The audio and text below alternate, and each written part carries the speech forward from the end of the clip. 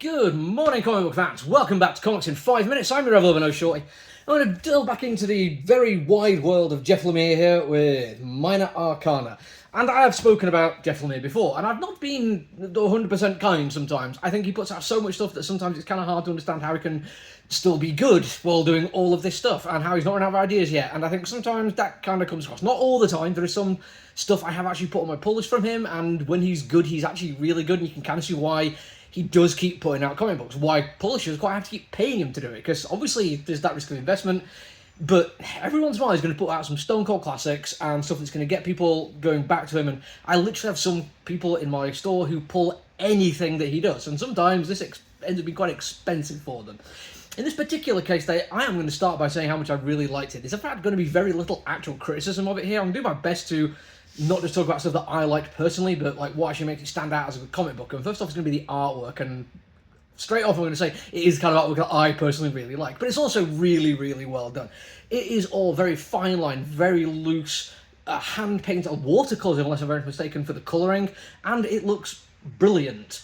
It's easy to dismiss it sometimes because it's overly stylised at places. There is a kind of the flatness if you're only paying attention to the surface level of things, but then it's the painting, the colouring.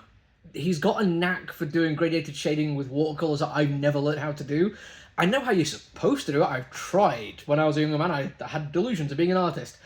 And it turns out I'm just not very good. But he absolutely has nailed how to do really, really effective shading, which adds an absolutely brilliant amount of depth to every single thing.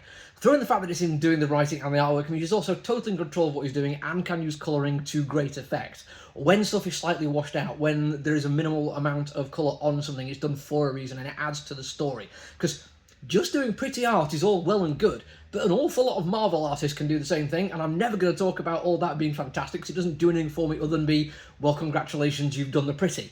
In this particular case, it adds so much. Just with how sharply the characters are drawn sometimes, there's something about their eyes which is absolutely fascinating to me. They are, I mean, the window to the soul, it's a cliche at this point, but it absolutely feels true for this. Like, we are seeing so much about who these characters are because of their facial expression, mostly in the eyes. There is a heaviness an awful lot, like world weariness, shadows under them. Not just that, but it does add to the story. As I've said, like, the colouring can actually add to the fact that we are dealing with something a bit unusual. The idea that some places do feel more washed out than others. Some places are more vibrant and full of life and thus colour than others. Again, it comes down to the fact that he's doing it all himself. The one criticism I'm going to give it is now, and this one I feel like if it was for me, and I'll get to that bit in a second, it wouldn't bother me at all, because it doesn't, and I'll get to that bit in a second. It's the fact that there is quite a lack of story, plot, to be more precise, in this first issue.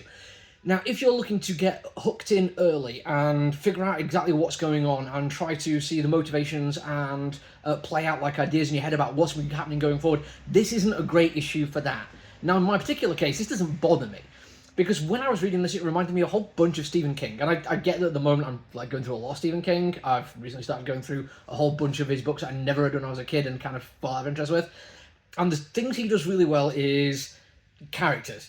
Through and through. Like, the best works he does are stories of people, like who these people are, the lives they've lived so far, their motivations, their desires, their failures, their embarrassments, the people who know them, love them, hate them, and who they love, hate, and, well, just know are related to themselves. And then there happens to be a story about those people. And in this one, I feel like that's pretty much what we're getting here. We have a main character who is mostly unlikable, but in a fascinating way. A mother who comes across as like potentially being a sympathetic character, but you can see so much in them of what they've passed on to the daughter that makes her so sharp. We see random encounters with strangers and old friends and the town itself. And again, another bit of a cliche that, like, sometimes the location can be a character in and of itself in the story. I think, again, King can do this really, really well, but it's also kind of trite at times. I mean, I've heard some people talk about Sex and the City as New York being a character. In this one, and this is another one thing that absolutely hits me 100% solid, something I love about it, is it doesn't matter that the place doesn't really exist. Nobody who's going to read it has memories of this particular place, won't have recollections of being there and be able to tell people stories about it.